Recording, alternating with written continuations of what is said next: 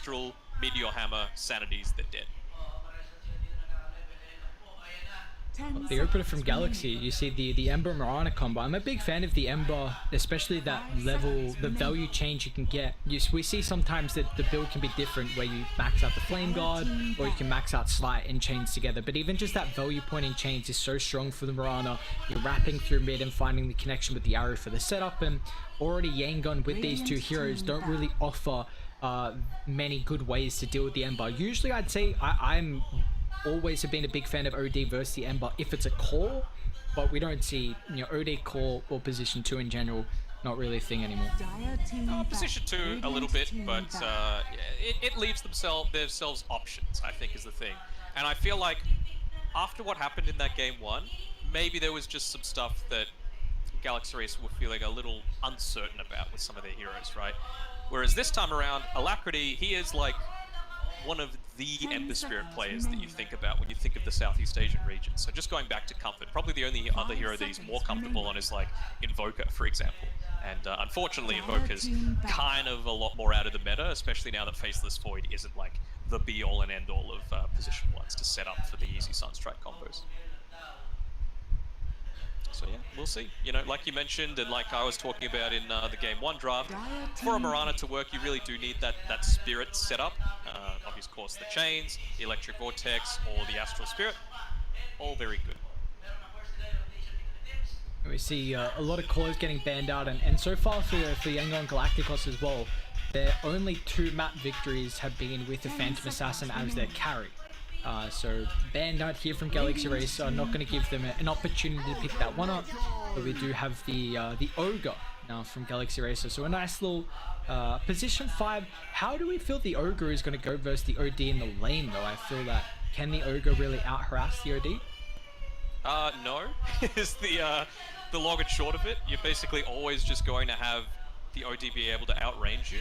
You've got more movement speed, you've got as much armor as the Ogre does, and as long as you're not messing yourself up with your positionings, you're going to be just fine. It might just give Yangon a thing of like, oh, well, now OD's great as a position 4. It was kind of like, you know, tossed out there as a potential option, but you're feeling a lot stronger towards it now if that's how they want to run it. I'm just concerned or curious as to what core they're going to pair together with this Ogre. You know, you want something that's really going to be able to take advantage of the Bloodlust in a big way, and they've kind of banned 2 of them themselves in the PA and the Monkey King. Yeah, see what's left on the cards. It's a good way to get out of the OD combo eventually, right? Like, you can perfectly time the Meteor Hammer, but Blade Fury is always instant, so you should be able to escape the full wombo. Dire team pick. Well, you already see both supports have been picked up from Galaxy Racer, so they haven't got a way to really deal with the Batrider. Galaxy going to the Lycan, so there's not... Can potentially be a 3 for KYXY, or they can give it to Ghost on the 1. I think they're just trying to run him over. Like, you had 2 options, right, when the Batrider came out. Because you've already kind of shown your supports, you know, and you haven't been able to secure a Dispeller. You know, the Abaddon, pretty good hero right now, but not available, of course. Ogre doesn't do it. Oracle hasn't been picked up. The only other thing that you could really think of is something like the Legion Commander, and maybe they'll try and, you know, switch lanes up somewhat. Or the other option is just run them down, you know. Maybe even run the Lycan mid, who knows? I don't know how I feel about that one, though. And when you think of the cores to pair together with it, Lycan, once he gets that shapeshift, doesn't really care about the sticky napalm all that much, but until you've got that BKB, you're going to be worried about the OD just astraling and running away. You've got the Echo Stomp as well, just to be able to stall out these timings after the Astral. You couldn't really go a Slark in terms of anything that's like able to defensively dispel at least yourself, because OD can still burst you down through all of that. They've got a lot of damage that gets through. Even Underlord on top of that makes Slark not really a viability. And Juggernaut, I think Juggernaut was probably still a pretty good choice, but the fact that you would have to use Blade Fury purely defensively kind of sucks, for lack of a better word. Yeah. I've been very impressed with Zarain's Underlord, honestly, with how he performed in that last game. I think just being a massive kind of vortex and gravity puller where Galaxy Racer made it very difficult for them to go wherever the Underlord was, and they wanted to take towers, but the Underlord was right there and really preventing them from doing so. And this now means that the Batriders looks like it's going to be position 2 here, and from what I've seen, Batrider 2 versus the Ember, that's a pretty tricky lane for the Ember to go into. Radiant team ban. Just trying to think. It doesn't have to be 2, right? You could just run Underlord mid against the Lycan and, put perhaps some more points into the Atrophy aura than you might previously. Like, Firestorm is never going to be that effective against a Lycan just because of the Wolves having quite high magic resistance, but it's still okay to be able to deal with it, right? Like, you're not going to be able to chunk down towers that easily. We'll see, though. We'll see. Still plenty of options available. Like, again, Pit of Malice, fantastic this game. And I feel like that was one of the things that really started to turn things around for Yangon when they did get to that Underlord level 25 in game 1, right? The extra, I think it's 0.85 seconds or something like that on the Pit of Malice, which brings it up to over 2.5 seconds. You combine that together with the Yules, the Atos, they had 3 Yules on their team. They, a couple of times, like, kicked them back into the Pit of Malice. They used the Puck Waning Rift push back to push him into the pit. It was just playing completely around Zorain, and you can see why. He's a really good player on this Underlord, and it's clearly one of his comfort heroes. 10 seconds remaining. Looking for the last pick here for young PH. There have been an immense amount of position 1s banned out, so there's not a lot available. They don't have too much time as well to be able to identify a comfort pick here for them. Is there anything you're really seeing? Well, let's see, what do we got? Medusa. Sure, the split shot's okay. I mean, the way you deal with Medusa is you get on top of her, right? Like, you just need to be able to either get on top of her or outrange her completely. They don't have a way to outrange Medusa completely. Like, surely. Yeah, I mean, Sniper, Zeus is probably the only other option, to be perfectly honest. You're really vulnerable to ganks, though, if you run a Zeus. Well, and you're kind of a bit slow for the tempo that they're trying to push as well. Yeah, for Galaxy, they've got a way to really push the tempo. I feel like if you want to put the Lycan... Well, I'm trying to see if you can really put a Sniper here, because the Batrider is the only way they're going to jump. So you play this full distance, you've got Ember to go in, you've got Lycan to go in, so there's a lot of space on the front line. But you already see that Yangon, like Slark getting banned out, AM getting banned out. A lot of the really good heroes to deal with the Medusa, and you're already PL, Nargroove taken care of, so there's not a whole lot left that they can pick, honestly, to go against the Medusa. I think the Sniper might actually be the go here. It basically means that you're sacrificing the Lycan somewhat, though. You're basically turning him into your teamfight initiator, because it's the only way you're going to deal with this Dusa, and it kind of protects you a little bit from how Yangon are trying to lane, because if they just decide to put, for example, the OD into mid, I know the heroes don't really fit for it, but Sniper's still good in that sort of lineup. Arc Warden's okay as well. You know, you've got some decent range, especially once you get your talents up there, and any sort of ranged hero, like the Dusa, for example, the magnetic field is always going to be really good against it. Is this a comfort hero for Ghost here? Have you seen him play it a decent amount? In pubs, not too much in competitive, though. I feel like this is just a direct response to the Dusa. Well, this is at least... Offlane Lycan, yeah.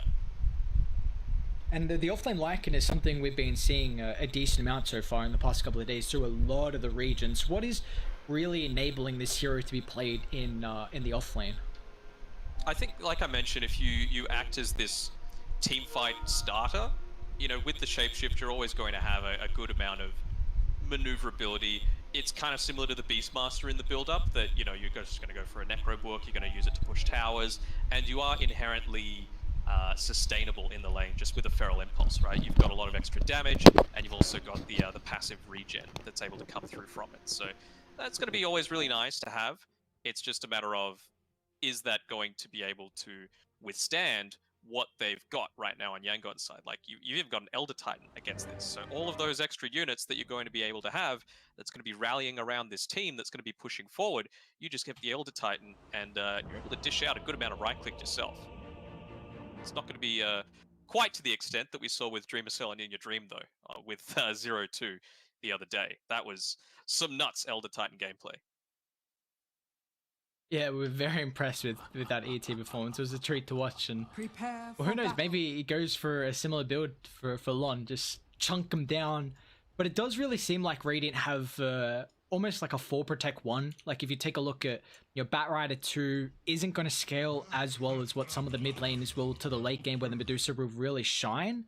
And this Arc Warden heading to the ultra late game, we'll see if they can really match the tempo. But Ghost is going to need a couple more items, and really the Medusa will. I'll add that, because this is a hero that I've seen occasionally where you can get like 2.5 items and you just be super tanky with a team that can fight around the mid game, and sometimes it's too much for the enemy team really to deal with. Yeah, for sure.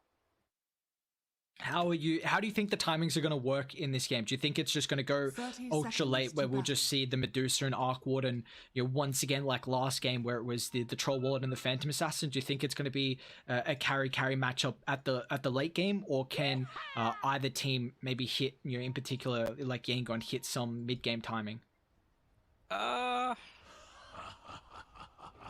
just trying to think with the way that they're going about building this, because with an Arc Warden, you don't mind how late the game goes. You just feel so much more infinitely scalable than anyone, Deucer included, right? So you look at the talents, you've got the extra attack range when you reach level 20. I think that might be when Yangon really decide to, Galaxy Racer decide to hit go with their movements to try and A, push high ground, or just B, actually fight into the Deucer. So we'll see how they go with that. Lun is going to be giving up this first blood, though. Just going the Orb of Venom instead of any sort of movement speed, which is always going to be an issue when you're not the fastest hero out there. You're a little bit faster than the Ogre, of course, but once you get the Ignite off and a single right-click with the Orb of Venom, you're very squishy. A nice little arrow coming through from Destrus, and a big first blood to claim. See if they can keep the lane steady here for Young PH. The ET is a laning support. You've even got the Lycan Wolves as well to be able to get an extra little bit of damage and really make it difficult for Galaxy Racer to pressure the Medusa. And you see they're just going to try and do whatever they can to really diminish what the farm Young PH can get. That's just going to drag the creep wave back. If he goes all the way behind the tower or not, looks like he's just going to hold it here by the tier 1. Hopefully these creeps don't get a mind of their own and just start whacking the courier. Sometimes neutral creeps do that, and it's so frustrating. You're like, but why? You're not supposed to be on either team's side right now. Good amount of harass going to be able to come out here from Lun, though. He's got plus 38 damage, so he's going to be just denying up a storm if he can. Even that extra CS and experience you can get from the Wolves is pretty nice as well. Something that, of course, the enemy team's not going to have that opportunity. Always got to keep that in mind of its experience where you wouldn't naturally be getting, so it can make the timings just a little bit faster with the levels wise in particular. But this mid lane, Alacrity is super comfortable on the Ember, but he's not in a matchup that is too heavily favored in his side. We'll see how the rotations come through potentially if Mirana puts a lot Destrus of getting input. Shocked by Lun right now. Just shows the impact. Look, he's diving the tower. Why not? That's just That's a bit keen. Ooh, not going to cost him. Just gets the echo stun. Nicely done by Lon, just to be able to harass him out that much. And they've got a little bit of a do I want to, do I not want to going on with this hard camp here next to the Deucer, because Destrus wants it alive so that he can arrow the hard camp, but he also wants it to not be there so that the Elder Titan isn't getting a crap ton of free damage. Yep. No. We'll take a look at top lane. Has Zarain once again on the Underlord, very impressed with his game 1 performance, and Ghost is going to be on the Arc Warden, so see how much farm he's able to find, in particular on the very, very late game orientated hero.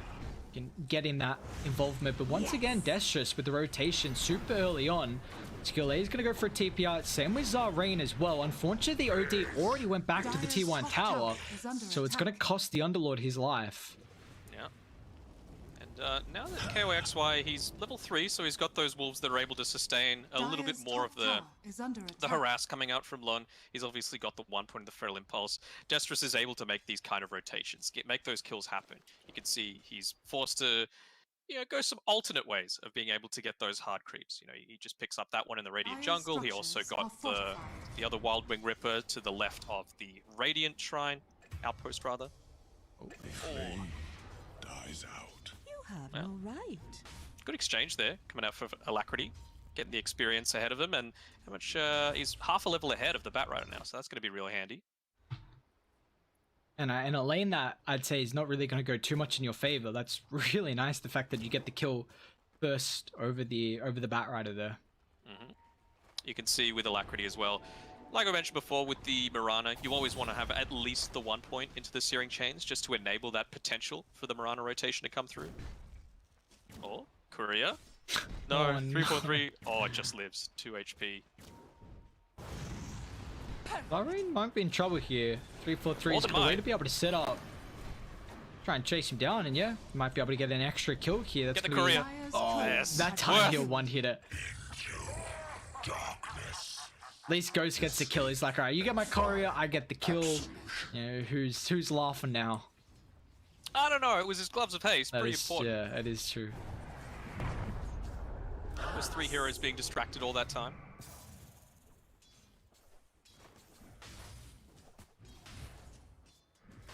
The moment, I mean, the Medusa is getting a lot of farm down in the safe lane. The kind of Lycan as a laner, you don't lose lanes, but you don't really win lanes as well, it feels like, as a hero. He's got 20 last hits, but Medusa's having a very, very free time, and you know, we'll see maybe if Dai can, with the 4 of the other heroes. Are they going to go Put for a some kill pressure shot to on. Hor? There we go. There's the Searing Chains that I was talking about, but yeah, just being level 1. It's a very lack deep of dive. comms. I don't know. I think there was nowhere for him to run at that point, so he was just trying to, considering it was nighttime, get into the fog and try and save himself that way. I mean, now Alacrity's got level 6, so this is going to get even easier for him to lane. A lot of time, the Batrider, you've got to do very well throughout the early levels here before he's able to get that Dire's middle tower escapability is under factor. attack. And now that he has it, and he's even going to be able to Radiant's snag a courier courier, has so been this is a great start for Alacrity. They're trying to make a bit of a kill happen here onto Zorain, but Alacrity's actually trying to just steal his creeps, straight up. Take whatever farm you can get away from the enemy team. This is my house. They even find the They Batrider found once him. again. If they can kill him, he just TP back into the lane here. Oh no. If he's got the movement speed coming through for the Firefly, I don't know if it's going to be enough with the drag back. What? Oh, the urn, The is it going to tick? take him out? The bottle? Oh, It's the enough. last one. And he Last just gets in tick. range for the urn as well. That's massive. Oh, gets it Alacrity. refilled. Nice. Uh-oh, this is not how you would anticipate this Batrider to end up faring here. Absolutely not, and that's always the risk that you take when you know, freeing up one of these comfort heroes, like we said before. Alacrity, Ember Spirit, number 2 on his most played, at least in the competitive scene. So he really is able to make things happen that a lot of other cores are not. He's got a bounty still up on his high ground. Oh, he's gonna go back to base instead.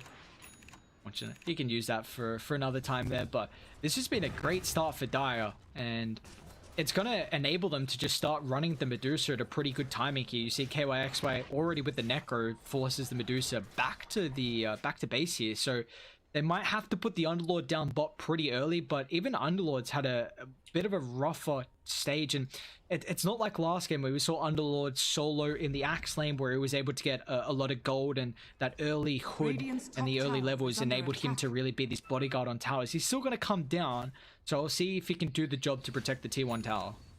Yeah. KOXY, he's got his Necro book, so you mentioned, you know, not really winning lanes, but not losing them. The fact that he didn't just straight up have a horrible time in lane, despite being 1v2 the entire time, is just goes to show how prominent he is in at least the laning stage. I think, you know, mid to late game in that game number 1, there were a couple of times where he got caught out that, you know, perhaps his age was showing a little bit, being a little bit slow to press that Ghost Scepter to avoid being blown up by the PA, but he's definitely got his chops still. Radiant are scanning. Gets lucky with Radiant's the rune as courier well. has been killed. Did never go to actually? Oh, he Dire's went up to bottom the tower is try. under attack. Should still have a. He actually doesn't have any remnants, but it's not going to matter though. Yeah. Just cuts the wave, why not? Eats some, what do they call that Brazilian barbecue? Churrascaria or something like that? Oh, I've got no idea. That's true, you're a zoomer, you wouldn't know. Yeah. Zoomer knowledge over here. Mhm. Well, Arc Warden's already got the Midas, so this has been a very, very good start for Ghost. Top of the net worth. He was struggling early on with last hits, but with the rotations that we saw from the Mirana really enabled at least the start from the Arc Warden to kind of come back and now take the net worth lead.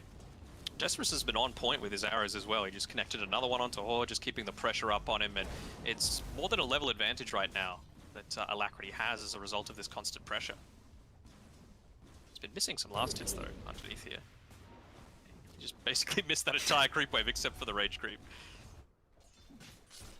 Alright, so looks like his Ghost is TP down here on the bottom side. Shapeshift gets popped. He missed the keen optic there, unfortunate, but Zorain might be in a little bit of trouble considering he doesn't have the Dark Rift level up, but just gets away in time. Dire's top tower is under attack. It should still be a tower. Yeah, and I think that's the big thing. Now you get an early tower here, which is going to force the Underlord to play a lot more differently. Like, you were probably hoping the Underlord would have got a couple extra minutes down bot of gold and experience worth, but now this is going to give a nice safe spot for Ghost. And now they also even have an opportunity if they want to try and defend top. I mean, they're not set up at the moment. They can do so, or even just wrap mid and maybe get an Observer Ward down preemptively before they think about taking a fight. I don't think it's needed. I think it would just be suicidal to try for it. Luckily for them, 343 scouts out the keen optic that was dropped by the Wolves when KYXY just made that rotation, so it would have been horrible to miss out on that. Radiant structures are Just a couple of bounties going either way, so for Sea Dota standards, a very chill, relaxed game. Only 7 kills in 10 minutes. Dire's top tower is under attack. At least if you're a Galaxy Racer fan, their action has enabled them to have a very good start so far. 3,000 net worth lead. We see a lot of stacks throughout the jungle so far. But once again, the arrow on point from Destrus is going to be able to catch out Skill Lane in the mid lane, and the Astral already being used there. He won't have this defensive factor. They might try and punish 343 underneath the tier 1 tower. Here's our range. Just not going to be able to lay down the Firestorm, however. I was just about to say that Skill A was having a really good start to his game. Nearly has the Meteor Hammer completed. He was probably going to have it by about the 12-minute mark. Might be pushed out by another 30 seconds to a minute now, but it's still a decent enough timing.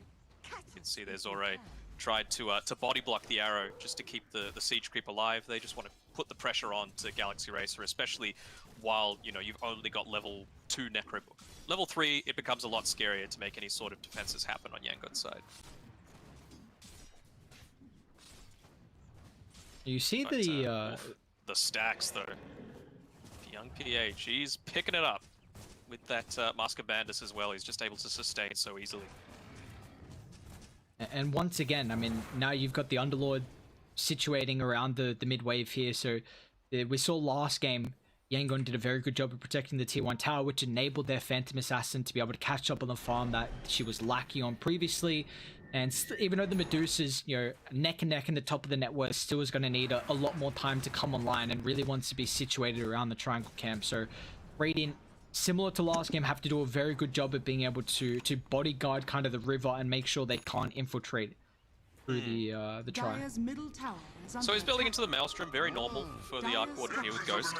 I wonder, just because you're with a Lycan on your side, that you do want to go into, let's say, a Gleipnir on this. You know, Arc Warden is constantly using a lot of spells, so the extra int is always going to be nice.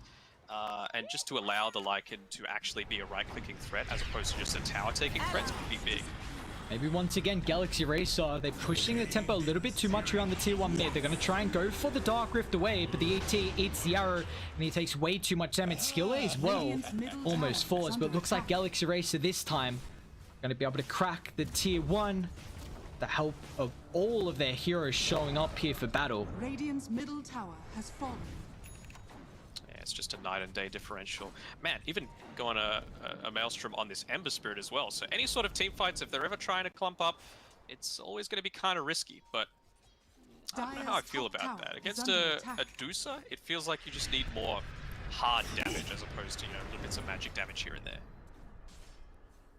Even just the lockdown to allow your Arc Warden to do his thing. Could just be, again, one of those comfort things. Like, if Alacrity works best with Maelstrom Ember Spirit, I'm not going to tell him he's wrong. Yeah, I feel like this game, maybe the Maelstrom's just going to enable his farm a little bit of damage early, and then you go for the space-making items, right? Like BKB, Ags, just jumping on the back and protecting the Arc Warden and just making sure that if you're the one that's up in their face, then it's going to enable Ghost to just do all the damage. 3-4-3, however, is in trouble. Nice flame break here. Or actually puts on him the in a high ground, corner, and won't be able to do much there. The thing that's a little unfortunate for Galaxy Racer is they really don't have too many ways of disrupting things like, you know, the Bat Rider being able to stun him up and quickly burst him down to stop the Meteor Dire's Hammer middle combinations tower coming is from under skill 8. attack. It's just this Arrow and the Fire Blast, really. And you're not going to want to get that close. Horse going down, not sticking with his team, and he's going to pay the price for it. They weren't even able to get the tier 1 tower because of that, where he was positioned. Uh-oh, now young PH is in trouble here. The Necro is just going to slowly help with burning the Mena. It's going to have to run up to the northern side. Arrow once again from Destress is on the mark with the Spirit Vessel. Ursula is going to try and fly, create some space, but it's not enough. Alacrity once again with the backline finds chains onto 2. He might eat the Meteor. He's got to be careful. Looks like 3-4-3 is going to move forward, but down with the backline. Cut through. KYXY's got the shapeshift. Skill A is going to attempt the TP, but it will not be there in time as it's 4 down in the mid lane. It's a 3 triple for KYXY, and just Alacrity is, they don't have the control to deal with the Ember. He had way too strong of an early game, way too strong of a laning stage, I should say. Now it's enabling his early game. We see these Destress's arrows as well. Has he missed an arrow? I think one. They made that attempt on the Bat Rider in the mid lane. He still ended up going down. You know, the one where he's like, why is he running deeper into the dire side of the map? But, you know, it led to a kill, so it counts. But yeah, like, both teams kind of suffering for this lack of stun, right? Like, you've got the Pit of Malice, sure, but it's only level 2 right now. And other than that, the only other way you really have to lock someone down is the Echo Stomp, because you don't want to be using your Astral Imprisonment to try and catch out something like an Ember Spirit. You know, he's just easily going to be able to get straight back out of it. Is under attack. They've had this blink for a couple of minutes here from the Bat Rider, but haven't been able to find the initiation. Going to jump forward, but the lasso on the creep. Not the blink target you want to see, the least, from the Bat Rider. At least they get the tower and the kill on 3-4-3, but he might lose his life though. Nice Astral skill A. Just the chains arrow combo that we've been seeing so often here in the second game. That's a nice early Spirit Vessel as well from Destress, especially with how good this early game's been going. You know, he doesn't even need to do all that much in team fights, despite the fact that, well, he has been. He's just able to run around, use a Spirit Vessel every now and then, hit his arrows, and if the time is right, jump in with that Starstorm. Which he probably will right now. DD. Oh, the sleep though, and the Meteor Hammer. Dropping everything right now. Is it enough? However, they're going to try and get the Dark Rift away. They're not all grouped, and they actually find the kill before he gets out. And Alacrity, with the help of the DD, finds a double there. Once again, they are doing a very good job of playing around their observer ward. Radeon, we're aware that they were making a pretty aggressive move through because they have their own ward throughout that bottom jungle, but thought they could have the numbers for the fight. It was not the case, and now they're walking in Roche because silently, Ghost has been getting incredibly farmed. And now that, with the help of KYXY's Shapeshift, should be the first Roshan of the game. Yeah, and he is opting to go that Gleipnir, just wanting a bit more lockdown. Doesn't necessarily have to be stun, but, you know, it's something that's so versatile that you can use it for pushing as well at 200 damage. When you use it on a full creep wave, just lets you push it in that much quicker. It's even just like another way for the arrow. You know, if Bat Rider jumps forward, then you've got the Gleipnir to stop the lasso drag. The Grove Bow as well. You that see, is instantly gets insane it. for Arc Warden. What more could you want? Well, Dusa gets it as well, so, you know, Gaben was merciful this time. Usually he's not too merciful, so I guess things maybe looking bright here for Yangon, which an incredible game 1 comeback from them, but what's already looking to be getting out of hand in this second game. It's a 4-15 kill count with a 9,000 net worth lead already 18 minutes in. It's looking rough. It's looking real rough. And the thing is as well, with the way that they've built this with the Lycan, it means that Arc Warden can just continue farming like this, and then if he does want to join, he can just Boots of Travel in onto one of the wolves. He doesn't even need to worry about a creep wave. Soul Rain's just slowly getting chunked, and looks like they're actually going to be merciful themselves and let him walk up the high ground. They didn't have any vision there on Dire, so not going to push it too far to the limit and sacrifice himself to the gods. It's like young PH as well. Alright, so Zeus has got the Manta now completed, but still is You know, the farm for the Arc Warden is really coming through. We see that young PH, like Dire, been doing a very good job playing on Radiant side of the map, so it feels like Medusa isn't free farming almost, but Arc Warden has had no contestation at all. And he's been really good at placing down these spark rates as well at all of the choke points. He wants to make sure that, look, if they're trying to make any kind of smoke gank, I've got at least 45 seconds of duration on these rates that I know I'm going to be protected. I know I'm going to be able to, you know, play around that. Structures are fortified. Dire's top tower is under attack. Looks like KYXY popping that shapeshift, trying to find the Underlord down bot, but they should be able to get a tier 2 tower to their name. So just more map control going in the favor of Dire. Well. Yeah, that's big here. They're gonna work for it. They should still be able to get it. Yeah, it'll be fine. Dire's top tower doing his best on the top lane is Skill A, just trying to keep it pushed in, but he hasn't been able to use the Meteor Hammer onto the tower just yet. With the Astral Imprisonment not doing AoE damage anymore, you really do need the hammer just to be able to push out waves on their own. He's going to try and get a 2-for-1 special here though. Creep wave and tower. No. Dire's top tower is under attack. Oh, can you see Radiant hitting any sort of timing in the next maybe 5 minutes or so where they can contest Galaxy Racer, or are Dire just going to have the advantage in the next couple of fights? I'm struggling to think about it, I'll be real. Like, in the next little bit of time, no. It's going to be at least, I'd say 8 minutes before they're able to do anything. That's an issue, because as this game continues to get to the later stages, Arc Warden is going to get... The probability for an Arc Warden at the late game continues to skyrocket. It's always going to be worrisome. At least young PH, I mean, is 2,700 gold in the bank. Maybe the Manta and the Butterfly is enough. But it's that's it though. That's all you have, and I feel like you need this this BKB on the Batrider, so you're not getting locked down straight away. They've got no ways to get through your BKB, so you've got that little bit of luxury when you do get it up. And same sort of thing with the OD. I feel like he needs his Ag Scepter. He needs that secondary. Like you can't just be an Astral Meteor Sanity's Eclipse combination. You need much more versatility.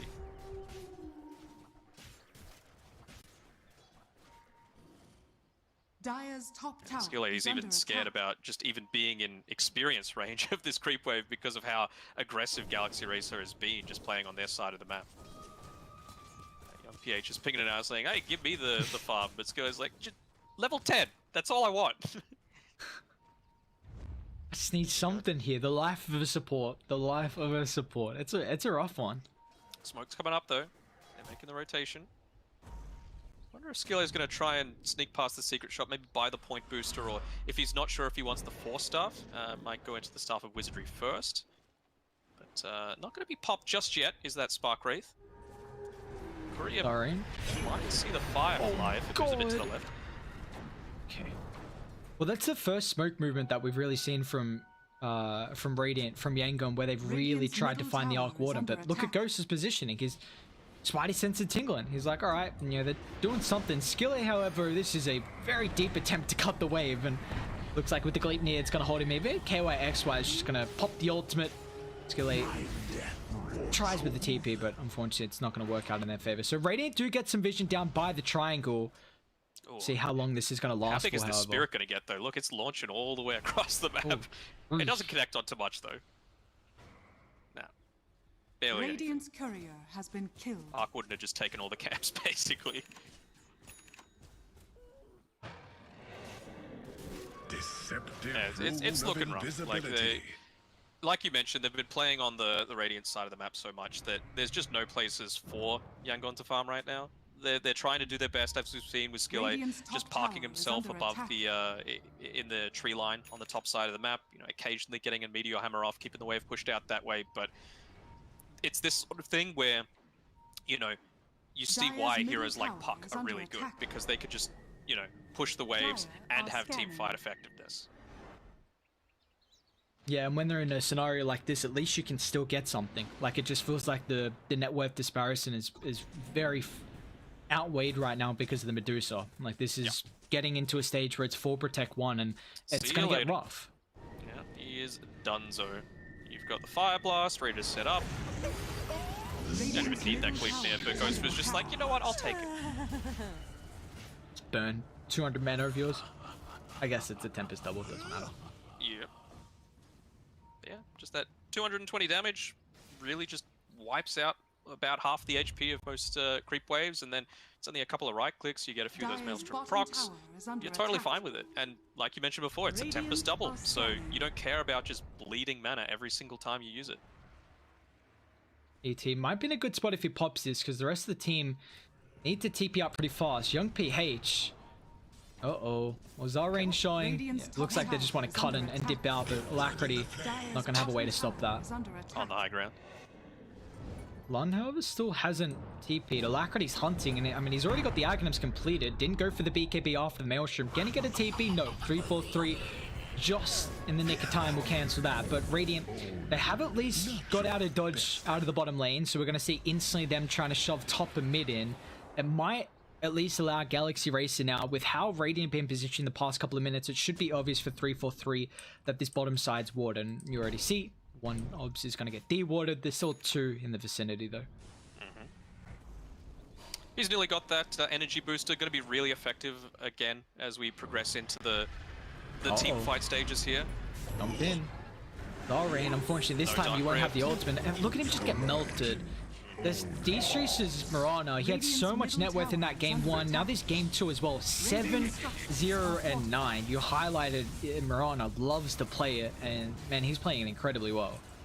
One of the great things about this Lycan as well is that even if, just like then, they use the glyph to be able to try and keep the wave pushed out with the backdoor, you could just use your Wolves and your Necrobook units to tank it up so that you're not really worried that much about backdoor. Paul's trying to do his best to push in this top wave. He's still about 1,000 gold away from his BKB though, and it doesn't help that he's missing these last hits onto the Siege Creeps. That's another arrow. At least this time, again, we saw with the Oracle last game, you've got a defensive factor with the OD. So if someone gets arrowed in a position like this, it is going to be very difficult for Dire to go high ground though. You've got a Medusa to front line, ET is so difficult running up high ground with the Echo Stomp, the Underlord as well with the Firestorm, Bat Rider, they don't have a way to stop the lasso. So Yangon, maybe if they can hold this until the Medusa gets one more item, then high ground defense is going to get incredibly easy. Dire right now, with the next Roshan, might be able to run them over the high ground. I wonder at what point Galaxy Racer are just going to be like, you know what, screw it. Let's just get rid of the Underlord, because it feels like it's the bane of their existence every single time. Maybe not worth a first phase ban, but definitely second phase. Well, it feels like Underlord when you've got this position 1 carry that needs to kind of find farm and get to the late game. He's so good at stalling out. Like you go these aura items, you mitigate a lot of the damage, so you've already got this big. You got a position 1 who's super strong in the late game, and you're already kind of enabling that with your atrophy aura, and you're also enabling how much farm you can get because you just draw the attention of the enemy team, you protect the objectives, and really at least enable your hero to get some space. And they've already struggled walking up high ground, and it was kind of the same last game, at least against the Underlord, with taking objectives. So I've just realized something. I have missed out the most important factor of this game. oh no, what is it? Look at the score, baby. Yeah. I wish I brought it up earlier. How silly of us. That's the number 1 thing. You see a funny scorecard like that, I'll highlight it straight away. GameStop share price today for sure. Radiant's top tower Talk of the town it is. And that's a nice item. And beyond. Quickening Charm for Arc Warden. Already got some cooldown reduction. Man, how farmed is he? 10-second BKB from Ghost. He's already almost got the Hurricane Pike, just needs the recipe. And well, Roche is up, and inside they go. They force Radeon back with top getting shoved in, and this should be pretty free for them to claim. Even like this Hurricane Pike is going to be so huge. He actually went the smoke rates damage. Okay. I'm a little surprised by that for Ghost. Like, I know you've already got the well, he had the bow. Now he's gone for the Quickening Charm. Makes sense, just to be able to use the Tempest double as quickly as possible, but I feel like it's definitely worth just changing that in the middle of a team fight, just to be able to turn it around. Again, the way to beat Dusa is just range. Outrange the Dusa. And if you have the Hurricane Pike and the Grove Bow and your talent, you've got the capabilities to do that. Yeah, and I'm worried that eventually if this game continues on, like, yes, the Arc Warden is a formidable late game carry, but I'm just worried that they might struggle with walking up high ground, and I thought kind of the only way you can really do that is to outrange with the Arc, but you haven't. Oh, unfortunately, Batrider's got to commit a 10-second BKB to TP out for safety there. But yeah, I really thought if they were going to struggle going up high ground, to answer it would be the Arc Warden range. So we'll see if that's, maybe that could cost them as the game goes on. They still have a tremendous net worth lead. Oh, for sure. Dire are I scanning. like what Skille and Young PH were trying there. They were just standing in these this side area. He's going to need to be a little careful now that it has been revealed. But they were trying to catch out the real Arc Warden when he was trying to farm this bottom side of the map. It was only the Tempest double, so they didn't end up getting too much of anything. And the score is about to be ruined as they get Alacrity in this. Actually, it's only the Aegis. We're good. KYXY as well. Stone gazed up. Young PH gonna be careful, protect him with a Lotus Orb. Alacrity trying to man fight, but the arrow's gonna be on the mark here. Now look at the damage. They're gonna try and Uber away, but it's a little bit too late. Unfortunately, the Astral just in the nick of time. Medusa, can you get away? No, they find the Underlord down. Medusa pops out of the Astral and they'll pay the price. 3 down from Yangon. Batrider's gonna pop a BKB and think about walking back forward there. Gets a kill on the Mirana, but you're outside the basin. Well, now Galaxy, with mid pushing in, might be able to crack the high ground here. Oh, more than might. You've got the Underlord dead, you've got the Deucer dead. You're not worried about anything anymore. And, well, lucky for Radeon, they've just got the glyph available. It was literally 5 minutes to the second. But they don't really care all that much when they've got the magnetic field, though. Radiant's middle tower is under attack. Keep that push going.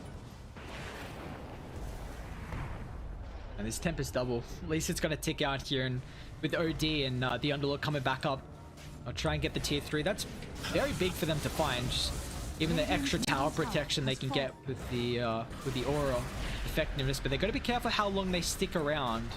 KOXY does not have the shapeshift, but Radeon very much lacking a way to find that jump unless it's the Batrider. That's pretty much all they have in the lasso. Yeah.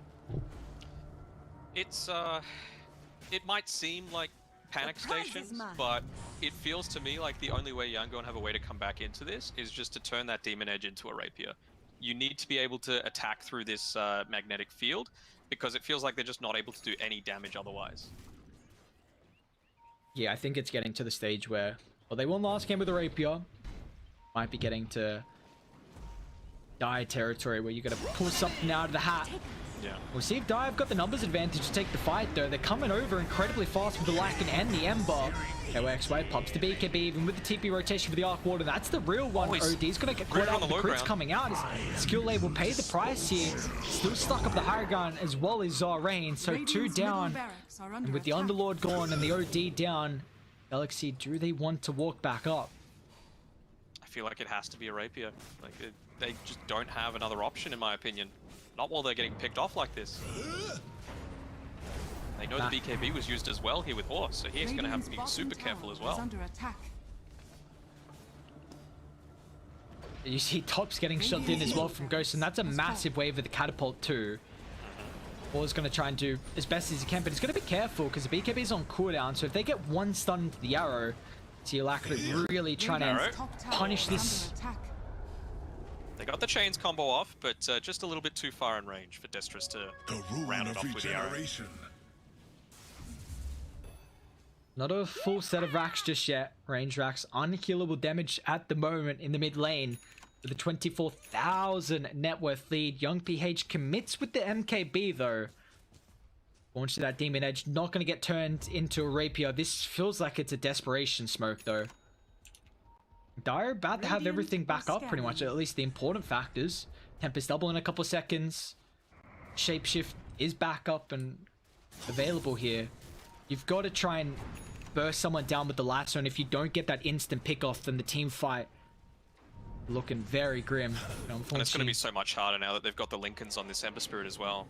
Well, you're Here we walking go, up they know high a ground fight's into a about to happen. Berserker Ward. Medusa Medusa's first. multicasted up, and now Horse, so much damage as well. He hasn't felt the last shot just yet. Alacrity getting rooted up, but KYX on the back line will find 2 instant buybacks, but it looks like they want to dip out of the fight here. Zarain committing the ultimate is 4 stars Stone. away from Young PH. It's a lot of damage, so the help of the MKB chunking him down is going to still try and turn for more, but unfortunately now without the rest of the team, Young PH just sacrifice. He'll fall.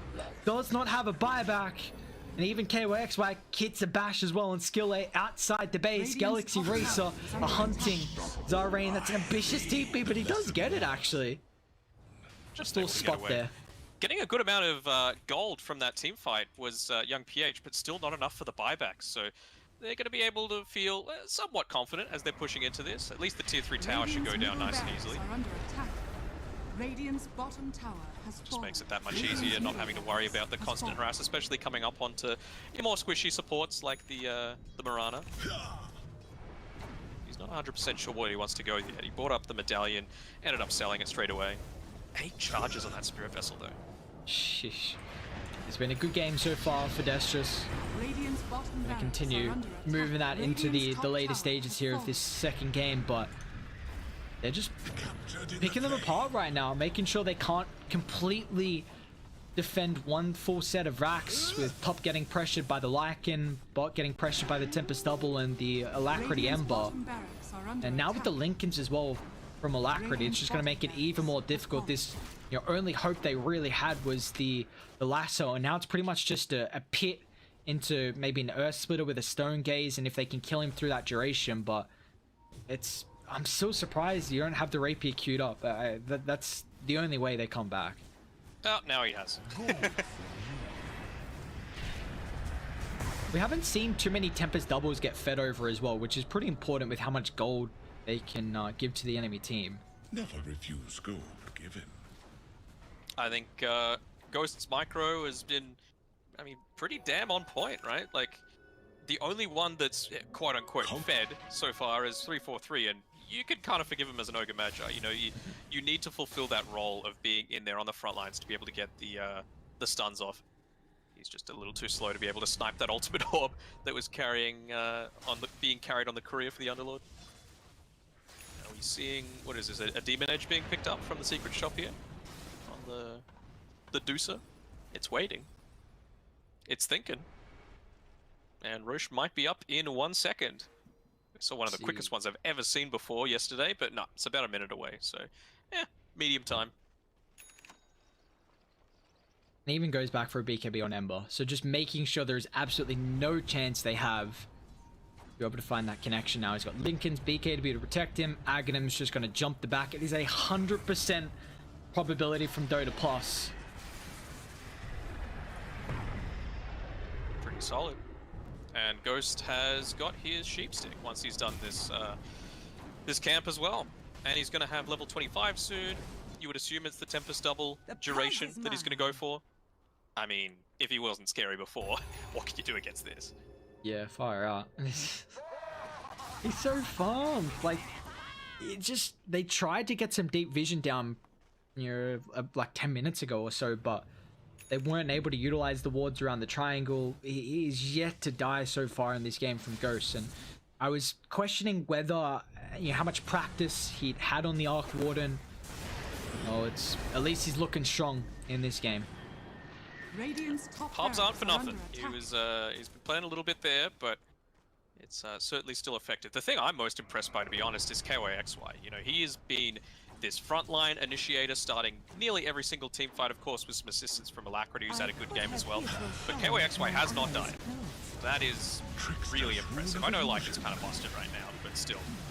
Considering what you're going up against, lots of burst damage, lots of ways to kind of disrupt you. It's Who got the axe? It's KYXY, it could be anything. True. It was 343 got the eggs. Oh, the axe. Interesting. Yeah. Why not? It's free stun, guaranteed. Oh, in they go. Shapeshift pop, Young PH very far on the front line. Alacrity going to try and do the back as well to get rid of the outward Devourer, so they won't have the Asher to be able to protect Medusa, and Medusa See you later, gets Medusa. shredded. Galaxy Racer No care in the world about the Yangon high ground defense. 2 down, no buybacks available. They might even just dive the throne as well. Punish them. This is a little bit of revenge from losing that mega creep game 1. Really want to put him in the grave. Yeah. We're not going to give you the chance. And pull it back, Ghost into the fountain. Probably not even going to be enough. Double. Oh no. Middle tower has Oh, you hate to see it. Radiant's middle tower is Well, that looks like that's all she wrote. I mean, they had an incredible game 1 comeback, but this second game looking with no objectives left. Yeah, that's going to be all she wrote here. Now, easy cleanup for them. 48k net worth lead if you don't mind. They're probably going to get another one here with a few more kills coming through. No, don't hit the ancient. Get more kills. It's a pretty dominant performance. What do we feel like went wrong here for Yangon in this second game? I mean, the arc water, really. Like, they just weren't able to deal with it. Anytime that you pick a ranged core, you always do need to consider the fact that if arc water is still in the pool, you can basically be rendered useless in a lot of team fights. And it felt like that was very much the case. They didn't really have any ways to, invade super effectively as well. Like, Skill A ended up 1-11-3, and it felt like his role in the game is not something that OD is, built to do. He was trying to push lanes out, he was trying to do this Meteor Hammer push, but yeah, like I mentioned before, the Astral Imprisonment, not AoE damage anymore, so it's kind of not that effective at doing that. I can understand if he had like a Treant Protector and was trying to do that sort of role, but yeah, it just felt like the way that Galaxy Racer were playing forced them into something that wasn't the initial plan. Yeah, and I'm incredibly excited for Games 3 draft, and Game 3 in particular, but I just want to see how they switch up the draft, though, because Galaxy Racer, they banned out the OD in Game 1 and let through the puck, and the puck had an incredible performance from Yangon. Game 2, they switch it up a little bit. They're like, all right, we'll get rid of the puck, but we'll leave the OD in the pool. But Skill A kind of struggled this game with the OD. So to Galaxy Racer, do they get second pick, which they've had in the previous 5 games? Do they now... Are they okay with letting the OD through with how, unfortunately, Skill A didn't look too strong on it? And also... Destress's Mirana. This has just been a highlight. Very impressed with Alacrity's Ember this game.